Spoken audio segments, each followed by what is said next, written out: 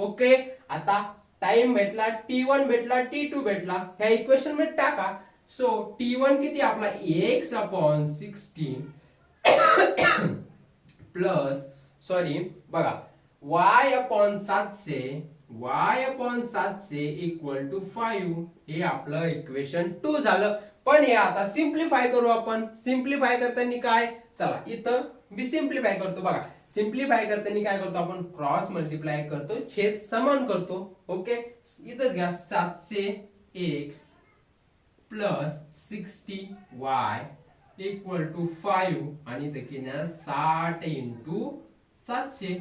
60 into 700 आलं. आता इकडे घ्या, किती येणार 700x प्लस 60y